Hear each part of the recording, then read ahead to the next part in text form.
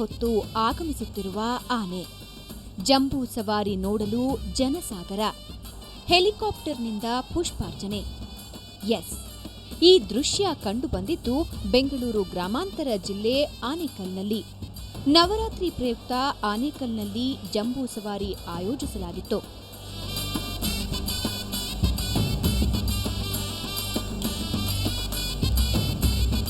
ಇತ್ತ ಮಾರತಹಳ್ಳಿಯಲ್ಲೂ ಜಂಬೂ ಸವಾರಿ ಉತ್ಸವ ನಡೆಯಿತು. ಶ್ರೀ ಚಾಮುಂಡೇಶ್ವರಿ ದೇಗುಲದ ಟ್ರಸ್ಟ್ ಸದಸ್ಯರು 10 ಲಕ್ಷ ರೂಪಾಯಿ ವೆಚ್ಚ ಮಾಡಿ ಮೊದಲ ಬಾರಿಗೆ ಉತ್ಸವ ನಡೆಸಿದ್ರು.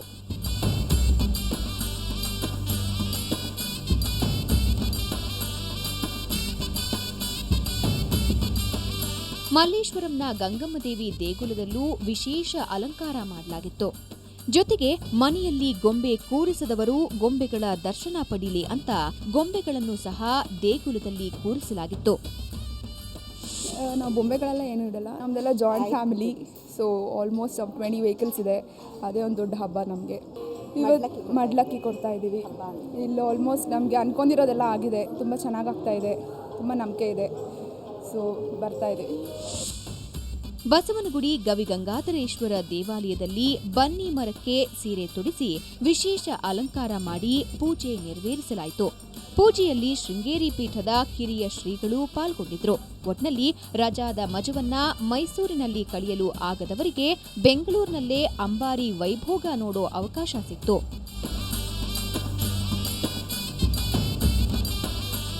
ಬೆಂಗಳೂರಿನಿಂದ ಕ್ಯಾಮರಾಮನ್ ವಿನೋದ್ ಜೊತೆ ನಂದಿನಿ, ಸುವರ್ಣ ನ್ಯೂಸ್.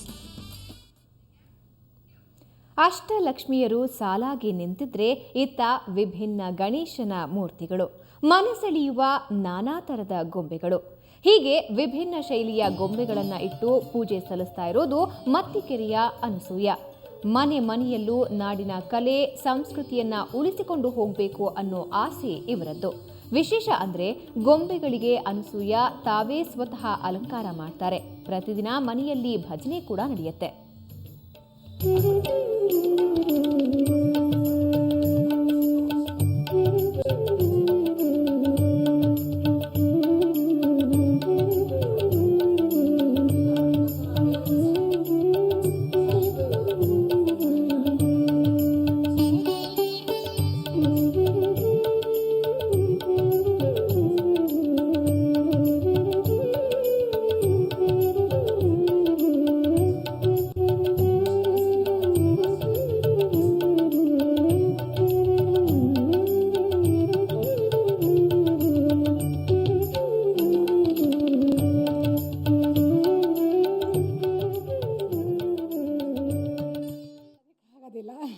ಅಟ್ಲೀಸ್ಟ್ ಮಾಡೋರಿಗಾದರೂ ಸ್ವಲ್ಪ ಸಹಕಾರ ಕೊಡೋಣ ಅಂತ ನಮ್ಮ ಕೈಲಿ ಏನಾಗುತ್ತೋ ಅದನ್ನು ಅವ್ರು ಹೇಳಿದಾಗ ಬಂದು ಅವ್ರು ಒಂದು ಸ್ವಲ್ಪ ಹೆಲ್ಪ್ ಮಾಡ್ತೀವಿ.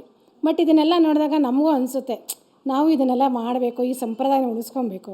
ನಮ್ಮ ಮಕ್ಕಳಿಗೆ ಮುಂದೆ ಹೇಳೋರು ಯಾರೂ ಇರೋದಿಲ್ಲ.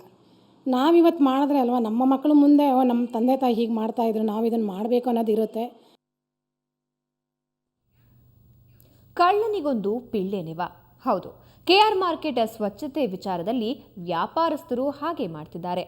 ಹಬ್ಬದ ದಿನ ಮೇಯರ್ ಮಾರ್ಕೆಟ್ಗೆ ಬರಲಿಲ್ಲ ಅನ್ನೋ ಕಾರಣಕ್ಕೆ ವ್ಯಾಪಾರಿಗಳು ಅಂಗಡಿ ಎದುರಿನ ಸ್ಥಳವನ್ನು ಸ್ವಚ್ಛ ಮಾಡೋ ಕೆಲಸಕ್ಕೆ ಮುಂದಾಗಿಲ್ಲ. ಹಾಗಾಗಿ ಕೆಆರ್ ಮಾರ್ಕೆಟ್ ಗಪ್ಪೆದ್ದು ನಾರ್ತಾ ಇದೆ.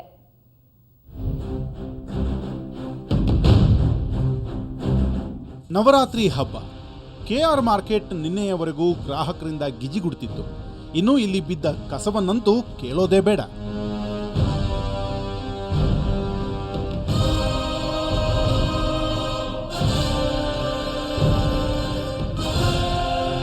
ಜನರ ಸಹಭಾಗಿತ್ವದಲ್ಲಿ ಮಾರ್ಕೆಟ್ನಲ್ಲಿ ಆರಂಭವಾಗಿದ್ದ ಸ್ವಚ್ಛತಾ ಕಾರ್ಯ ಕೂಡ ನಡೀತಿಲ್ಲ.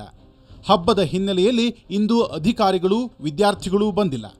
ಹಬ್ಬದ ಹಿನ್ನೆಲೆಯಲ್ಲಿ ನೀವೇ ಸ್ವಚ್ಛಗೊಳಿಸಬೇಕು ಅಂತ ಮೇಯರ್ ವ್ಯಾಪಾರಿಗಳಿಗೆ ಹೇಳಿದರು. ಆದರೆ ಅವರು ಯಾವುದೇ ಸಂಬಂಧ ಇಲ್ಲದಂತೆ ಇದ್ದಾರೆ. ಇಲ್ಲಿ ಇರೋರೇ ಮಾಡ್ಕೊಂಡ್ರೆ ಅದು ಅವ್ರಿಗೆ ಅನುಕೂಲ ಆಗುತ್ತೆ ಅಲ್ವಾ? ಯಾರೂ ಮಾಡ್ತಾ ಇಲ್ಲ, ಸುಮ್ಮನೆ ಇಲ್ಲಿ ವ್ಯಾಪಾರ ಮಾಡ್ತಾ ಇದ್ದಾರೆ, ವ್ಯಾಪಾರ ಮಾಡ್ಕೊಂಡು ಹೋಗ್ತಿದ್ದಾರೆ. ಏನು ಅಂದರೆ ಕಸ ತೊಗೊಳೋದು ಅಲ್ಲಿ ಹಾಕೋದು, ಯಾರೇ ಈ ಅಂಗಡಿಯವ್ರು ತೊಗೊತಾರೆ ಅಲ್ಲೇ ಹಾಕ್ತಾರೆ. ಕಸ ಗುಡಿಸೋರು ಗುಡಿಸ್ತಾನೆ ಇರ್ತಾರೆ, ಕ್ಲೀನ್ ಮಾಡೋರಂತೂ ಮಾಡ್ತಾನೆ ಇರ್ತಾರೆ. ಆದರೂ ಬಿಬಿಎಂಪಿ ಕೆಲಸದವರು ಮಾರ್ಕೆಟ್ ಸ್ವಚ್ಛವಾಗಿರಲಿ ಅಂತ ಕಸ ಕ್ಲೀನ್ ಮಾಡಿದರು. ಆದರೆ ವ್ಯಾಪಾರಿಗಳು ಆತ ಕಣ್ಣೆತ್ತಿಯೂ ನೋಡಲಿಲ್ಲ.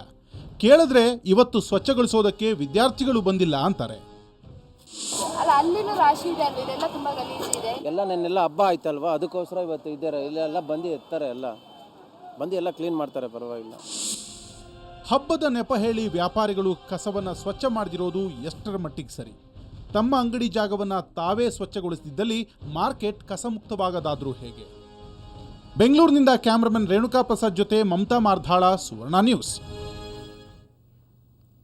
Railway men's house boarding society ಮೇಲೆ ಆದಾಯ ತೆರಿಗೆ ಅಧಿಕಾರಿಗಳು ದಾಳಿ ನಡೆಸಿದ್ದಾರೆ. ಮೆಜೆಸ್ಟಿಕ್ ಬಳಿಯ ಮಹಾತ್ಮ ಗಾಂಧಿ ಕಾಲೋನಿಯಲ್ಲಿರುವ ಸೊಸೈಟಿ ಕಚೇರಿ ಮೇಲೆ ಐಟಿ ಅಧಿಕಾರಿಗಳು ದಾಳಿ ನಡೆಸಿದ್ದಾರೆ. ಮಲತಹಳ್ಳಿ ನಿವೇಶನ ಹಂಚಿಕೆ ವಿಚಾರದಲ್ಲಿ ಭಾರೀ ಅವ್ಯವಹಾರ ನಡೆದಿದೆ ಅನ್ನೋ ಆರೋಪ ಕೇಳಿಬಂದಿದೆ. ರೈಲ್ವೆ ಇಲಾಖೆಯಲ್ಲಿ ಇಲ್ಲದವರಿಗೆ ಹಾಗೂ ಮೃತರ ಹೆಸರಿಗೆ ಅಕ್ರಮವಾಗಿ ಸೈಟ್ ಹಂಚಿಕೆ ಮಾಡಿದ್ದು ಸಾವಿರಾರು ಕೋಟಿ ರೂಪಾಯಿ ವಂಚನೆ ನಡೆದಿದೆ ಎನ್ನಲಾಗಿದೆ. ಅಧ್ಯಕ್ಷ ಶೇಖ್ ರೆಹಮಾನ್, ಕಾರ್ಯದರ್ಶಿ ಚಂದ್ರಶೇಖರ್ ಭಟ್, ನಿರ್ದೇಶಕರಾದ ರಾಜಪ್ಪ, ಸಚ್ಚಿದಾನಂದ ಶ್ರೀಧರ್ ಇತರರ ಮೇಲೆ ಆರೋಪದಲ್ಲಿ ಭಾಗಿಯಾಗಿದ್ದಾರೆ ಅನ್ನೋ ಆರೋಪಗಳು ಕೇಳಿಬಂದಿವೆ. ಈ ಸಂಬಂಧ ಆದಾಯ ಇಲಾಖೆ ಜಾರಿ ನಿರ್ದೇಶನ ವಿಭಾಗದ ನಿರ್ದೇಶಕ ಪ್ರದೀಪ್ ಕುಮಾರ್ ನೇತೃತ್ವದ ತಂಡ ಪರಿಶೀಲನೆ ನಡೆಸಿ ಮಹತ್ವದ ದಾಖಲೆಗಳನ್ನು ವಶಪಡಿಸಿಕೊಂಡಿದೆ. ಸೊ ನನ್ನ ಒಂದೇ ಒಂದು ರಿಕ್ವೆಸ್ಟ್ ಏನಂದರೆ, ಇವತ್ತಿನ ದಿನ ಇನ್ಕಮ್ ಟ್ಯಾಕ್ಸ್ನವರು ಏನು ದಾಳಿ ಮಾಡಿದ್ದಾರೆ, ಇದರಿಂದ ನಮಗೆಲ್ಲರಿಗೂ ತುಂಬ ಸಂತೋಷ ಆಗ್ತದೆ. ಅದೇ ಥರ ಪ್ರತಿಯೊಂದು ಸದಸ್ಯರು ಇಲ್ಲಿ ಯಾರಿದ್ದಾರೆ ಅವರೆಲ್ಲರೂ ನಮಗೆ ಫೋನ್ಗಳ ಮೇಲೆ ಫೋನ್ಗಳು ಮಾಡ್ತಾ ಇದ್ದಾರೆ. ಇವತ್ತು ನೀವು ಬಂದಿದ್ದೀರಾ, ನಮ್ಗೆ ತುಂಬ ಸಂತೋಷ ಆಗ್ತದೆ. ನಮ್ಮ ಒಂದೇ ಒಂದು ರಿಕ್ವೆಸ್ಟ್ ಏನಂದರೆ, ಈ ಅಧ್ಯಕ್ಷ ಶೇಖ್ ರೆಹಮಾನ್ ಏನಿದ್ದಾರೆ, ಅವ್ರ ಮನೇನ ದಾಳಿ ಮಾಡಬೇಕು. ಅವ್ರ ಮನೆ ಮೊದಲು ಅವನು ಯಾವ ಗತಿನಲ್ಲಿದ್ದ ಅವನು, ಏನೋ ಅದೇ ಗತಿನಲ್ಲಿ 2 ಜೊತೆ ಬಟ್ಟೆನಲ್ಲಿ ಅವನು ಸರ್ವಿಸ್ ಮಾಡ್ದ, ಇಡೀ ರೈಲ್ವೆ ಸರ್ವಿಸು. ಈಗ ಬ್ರೇಕ್ನ ನಂತರ ನಮ್ಮ ಬೆಂಗಳೂರು ಮತ್ತೆ ಮುಂದುವರಿಯುತ್ತೆ.